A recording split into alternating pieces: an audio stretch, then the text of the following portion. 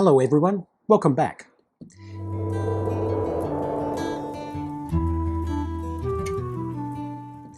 Have you ever wondered where the Uluru Statement from the Heart came from? It's a great question, and that's what I'd like to talk about today. In my previous video, I arrived at the point of view that Indigenous Australians are divided over whether this referendum is a good or bad idea. I came to the conclusion that the proposal did not come from the national Indigenous community, but rather it was the idea of a handful of Indigenous people. And this is relative to the over 800,000 Australians that identify as Indigenous. The referendum ahead of us is the latest chapter in a very, very long story of recognition. And some say it started in 1938 with the Day of Mourning and campaigning by Aboriginal leaders William Cooper and Jack Patton.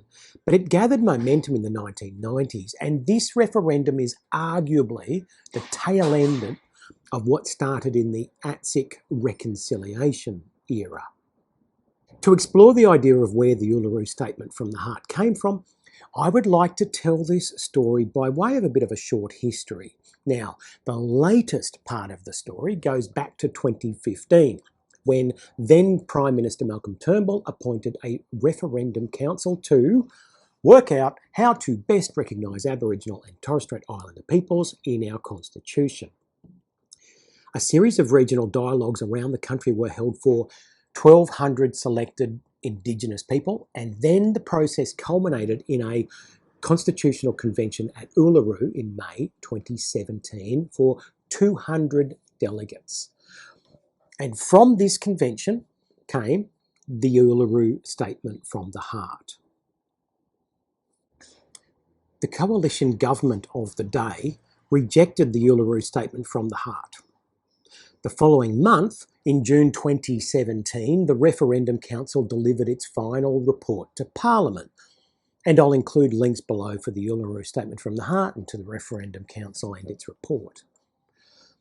The Referendum Council final report stated, "We put forward a single recommendation for constitutional amendment, that a referendum be held to provide in the Australian Constitution for a body that gives Aboriginal and Torres Strait Islander peoples a voice to the Commonwealth Parliament."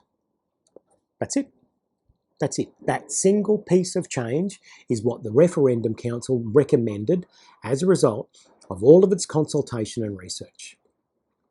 Following the release of that report, Prime Minister Malcolm Turnbull rejected the Referendum Council's recommendation for a voice to Parliament.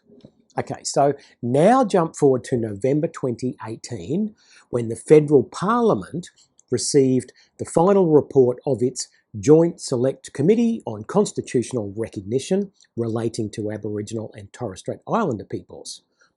Big title, big report. And at the risk of confusing things, this was not the first final report to be received by Parliament.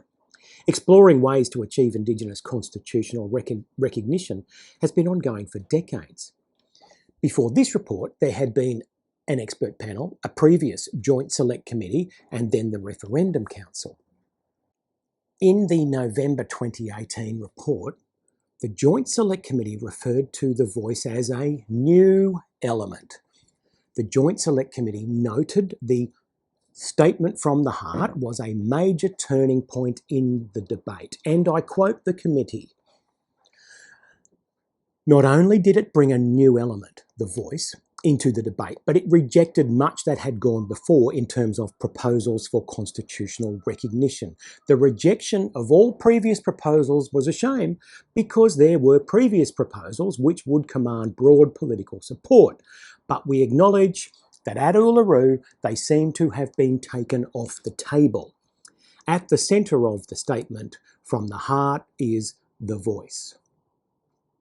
The report of the Joint Select Committee very clearly anticipated the next steps would be co-design of the voice.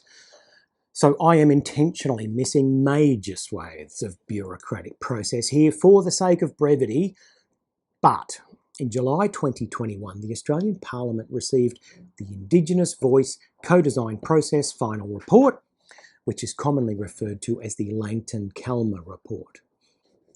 In his acceptance speech, having just won the federal election in May 2022, Prime Minister Anthony Albanese committed to embracing the Uluru Statement from the heart.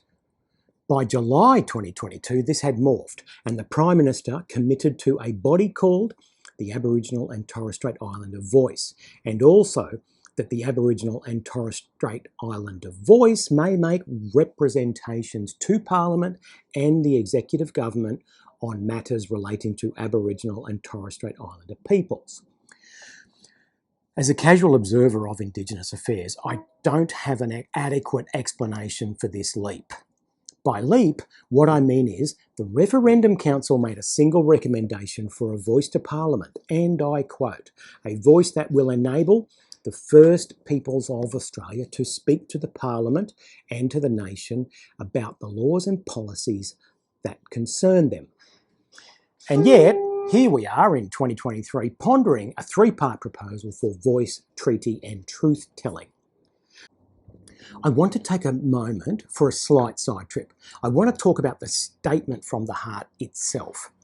Anyone who has been a part of a large group of people writing a document will likely understand it is not an easy process. Now, there were over 200 people at Uluru in May 2017, and we are asked to believe that in one weekend, 200 people crafted, deliberated and agreed on the document that now guides our referendum. Personally, I think that's a stretch. In any case, Quadrant magazine has published an interesting critique on the actual text of the statement, and I'll leave a link below. Okay, big topic today.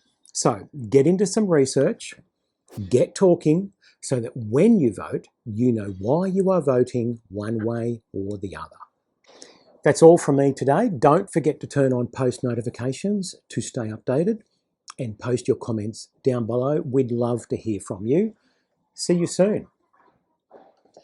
Authorised by Wesley Ed from the Centre for Indigenous Training, Albert Street, Brisbane.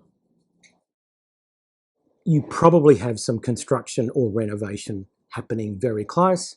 Maybe you can hear it behind me, but today's one of those days.